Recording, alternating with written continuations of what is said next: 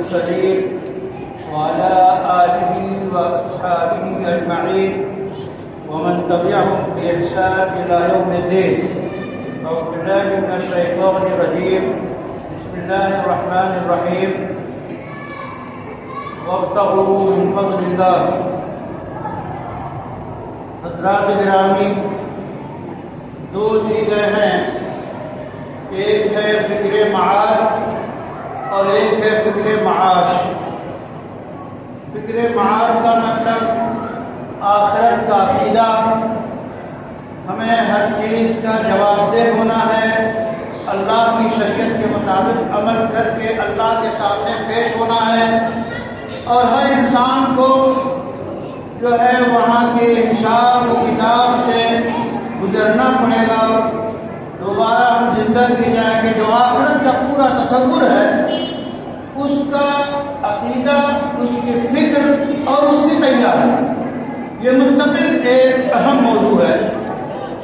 دوسرے موضوع ہے فکر معاش، یعنی اس دنیا میں رہ کر دنیاوی کاروبار، دنیاوی وسائل کا حاصل کرنا.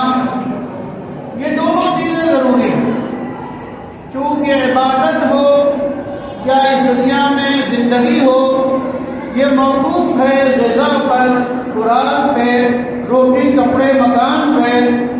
یہ ضرورتیں پوری ہوگی تو انسان کی زندگی رہتی ہے، ورنہ زندگی جو ہے آخری لقمے کے ساتھ ختم ہو جاتی ہے. روزی کے بارے میں اللہ تعالیٰ نے جو قرآن میں تصور دیا ہے وہ یہ کہ حقیقی رزاق، روزی دینے والا اللہ کی ذات گرامی، وہی روزی کا، رزق کا نظم کرتا ہے اللہ تعالیٰ، اور وہی جس کو چاہتا ہے کم دیتا ہے، جس کو چاہتا ہے زیادہ دیتا ہے. تو یہ اللہ کے ہاتھ میں. اس کے ساتھ ساتھ اللہ نے اسباب بتائے ہیں کہ رزق کو کیسے حاصل کریں، اسباب رزق کو اختیار کریں. روزی کے اسباب کو اختیار کرنا یہ ضروری قرار دیا گیا. قرآن میں اللہ نے فرمایا وابتغوا من فضل اللہ. سورہ جمعہ میں ہے کہ جب نماز مکمل ہو جائے تو زمین میں پھیل جاؤ اور اللہ کا رزق تلاش کرو. فضل اللہ کا رزق تلاش کرو. ابھی ہم اور آپ مسجد سے نکلیں گے اور جائیں گے، یہاں سے فارغ ہو کے تو سنت کے مطابق دعا پڑھی جاتی ہے. وہ دعا ہے اللہم انی اسألک من فضلک. مسجد سے آخرت کے کام کو نماز پڑھ کے جب ہم نکل رہے ہیں تو جیسے ہی مسجد سے پاؤں نکالتے ہیں اسی وقت دعا مصنون ہے کہ ہم مانگتے ہیں اللہ کا فضل. فضل کے معنی روزی کے ہیں، رزق کے ہیں، یعنی مسجد میں اللہ کی عبادت کرتے رہے ہیں اور جب مسجد سے فارغ ہو گئے تو باہر جا کے اپنے حکم کے رزق تلاش کریں. وابتغوا من فضل اللہ، اللہ کا رزق تلاش کرو. عجیب ہے کہ عرب ممالک کے بہت سی مسجدوں کے باہر ایسا ہے کہ آج بھی باہر چھوٹے چھوٹے دکاندار جو ہے کوئی ہاتھ میں لیے ہے، کوئی کھوکھے میں لیے ہے اور چیزیں بیچنے لگتے ہیں. وہ براہ راست عمل ہے کہ مسجد سے باہر نکلتے ہی کاروبار شروع. تو رزق کا تلاش کرنا اور رزق کے بارے میں کوشش کرنا یہ فرائض میں سے فریضہ، بنیادی ذمہ داری ہے. انسان اور اس دنیا سے فقر اور بھوکمری کے ازالے کے لیے کوششیں ضروری ہیں. فقر اور بھوکمری اور غربت اور افلاس یہ ایسی چیزیں ہیں کاد الفقر ان یکون کفرا، کہ انتہائی درجے کی فقیری، انتہائی درجے کی محتاجگی کبھی کبھی کفر پہ آمادہ کر دیتی ہے. تو فقر کو اور محتاجگی کو دور کرنا یہ ضروری ہے، اور یہ انفرادی ذمہ داری بھی ہے اور اجتماعی ذمہ داری بھی ہے. اسلام کا نظام زکوٰۃ تو ایسا نظام ہے کہ زکوٰۃ کا نظام اگر صحیح معنی میں بپا ہو تو دولت کی ایسی تقسیم ہوتی ہے کہ کوئی ایسا شخص نہیں بچے گا جس کے گھر میں چراغ نہ جلے، اس کے توے پہ روٹی نہ پکے. کوئی ایسا بھوکا نہیں مر سکتا بھوک کی وجہ سے. تو یہ نظام اسلام ہے. زکوٰۃ کا انتظام شاندار روزی کے اسباب میں وہ ہے ناخواندگی کا دور کرنا، یعنی جہالت کا دور کرنا، ناخواندہ نہ ہونا۔ اگرچہ بہت سے ناخواندہ ان پڑھ بڑے بڑے مالدار ہیں، لیکن عام حالات میں رزق کے حصول کے لیے بنیادی تعلیم ضروری ہے۔ بنیادی تعلیم کا ہونا یہ فرائض کے درجے میں آتا ہے، اور اس کا انتظام کرنا جہاں والدین کی ذمہ داری ہے وہی معاشرے کی ذمہ داری ہے، اور اصل ذمہ داری حکومتوں کی۔ اور بنیادی تعلیم کو فری ہونا، مفت ہونا یہ بھی ضروری ہے تاکہ ہر گھر تک تعلیم پہنچ سکے، تعلیم کی روشنی پہنچ سکے۔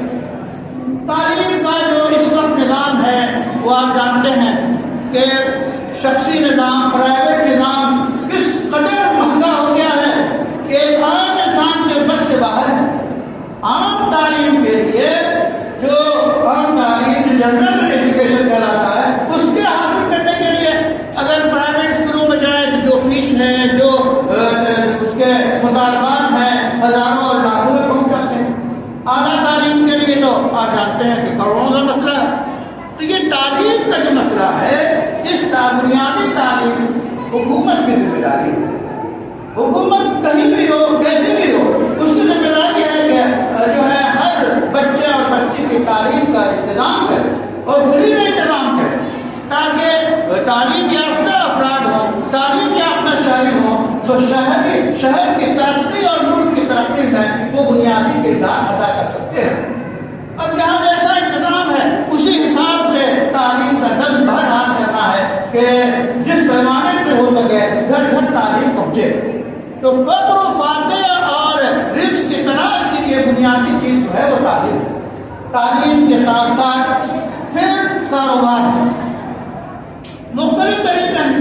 ملازمت کے ذریعے انسان پیسے حاصل کرتا ہے، نوکری کے ذریعے حاصل کرتا ہے، مزدوری کے ذریعے حاصل کرتا ہے۔ سب ہر انسان کے احوال الگ الگ ہیں، اس حساب سے رزق حاصل کرنا۔ ہر شخص وہ روزی محنت کر کے شام کو گھر میں کھانے پینے کے انتظام میں لگ جاتا ہے۔ یہ وہ ایک فطری عمل ہے، لیکن اس کو منظم بنانا، باقاعدہ سسٹم اور نظام میں آنا، اس سے شہروں کی ترقی ہوتی ہے۔ اس لیے روزگار کے سلسلے میں کبھی یہ شرمندگی نہیں ہونی چاہیے کہ کوئی روزگار چھوٹا۔ بہت سے ہمارے دوست جو یہاں رہ کے وہ کام نہیں کر سکتے، وہ بیرون ملک جاتے ہیں تو ایسے ایسے کام کرتے ہیں کہ ہم تصور بھی نہیں کر سکتے۔ 18 گھنٹے کی ڈیوٹیاں ان کی ہوتی ہیں، لیکن ماشاءاللہ وہ ڈٹے ہیں، جمے ہیں، اور وہ رزق حاصل کر رہے ہیں، خود بھی مطمئن ہیں، اپنے گھرانے کو مطمئن کر رہے ہیں۔ تو یہ رزق کے حصول کے لیے جتنے ذرائع ہو سکتے ہیں ان کو اپنانا، ایک دوسرے کی اس میں مدد کرنا۔ ایک طریقہ یہ ہے کہ مثلاً کوئی ضرورت مند آیا، فوری طور پر زکوٰۃ کی رقم سے اس کی ضرورت پوری کر دی گئی تو وہ پھر زکوٰۃ لے گا، پھر زکوٰۃ لے گا۔ دوسرا طریقہ یہ ہے کہ ایسی نگاہ رکھی جائے کہ جو نوجوان، جو غریب ہیں، فقیر ہیں، محتاج ہیں، ان کو زکوٰۃ ہی کی رقم سے وہ ضرورت مند ہے، چھوٹا سا کاروبار کرا دیا جائے، چھوٹی سی گمٹی کھول کروا دی جائے، ٹھیلا خرید کے اس کو سامان دے دیا جائے، تو اس سے وہ ایک مرتبہ زکوٰۃ دے گا، پھر وہ زکوٰۃ دینے والا بن جائے گا۔ جیسے بہت سے واقعات ہیں، خود ناگپور جو بہت مشہور شہر ہے، ناگپور تو سبھی جانتے ہیں، وہاں ایک بہت بڑے عالم تھے عبدالکریم پارے، مفسر قرآن، مسلم پرسن لاہور کے خزانچی۔ وہ بیان کر رہے تھے کہ ایک مرتبہ ہوئی، گھنٹی بجی، ایک صاحب نے اجازت چاہیے آنے کی، آئے تو ایک نوجوان سوکھے ٹوٹے نہایت شاندار آ کے بیٹھ گیا اور کہنے لگا کہ جناب میں چاہتا ہوں خودکشی کروں۔ مولانا نے کہا خیر ابھی اتنی گنجائش ہے کہ آپ پوچھ رہے ہیں، پوچھ کے خودکشی تو جلدی کوئی نہیں کرتا۔ بہرحال کیا مسئلہ ہے؟ انہوں نے کہا کہ ہم نے اعلیٰ تعلیم حاصل کی، کہیں ملازمت نہیں ملی، میرے گھر پہ بہنیں بیٹھی ہوئی ہیں، بالکل فقر فاقے کا میں شکار ہوں، بہت پریشان ہوں، اس لیے آپ خودکشی کرنا چاہتا ہے۔ فارغ صاحب نے کیا کیا اس وقت، آج سے میرے خیال 40 سال پہلے کا واقعہ ہے، کہ 500 روپے اس کو اور کہا کہ تم جا کے ایک ٹھیلا کرائے پہ لو اور پھل خرید کے اس کو بیچنا شروع کرو. اور کوئی اس میں شرمانے کی بات نہیں ہے کہ تم اعلیٰ تعلیم یافتہ ہو، ایم اے ہو اور یہ ہو، تم بیچو اور اسی طرح اسی میں ترقی کرتے رہو اور مجھ سے ملتے رہو. مولانا ہمارے بتاتے ہیں کچھ دنوں کے بعد مجھے معلوم ہوا کہ اس ناگپور کے ایک علاقے کا وہ آرٹھی ہو گیا اور اتنا اس کا کاروبار بڑھا کہ آرٹھی ہو گیا. تو یہ ہے تعلیمی مشورہ صحیح دینا، صحیح رہنمائی کرنا.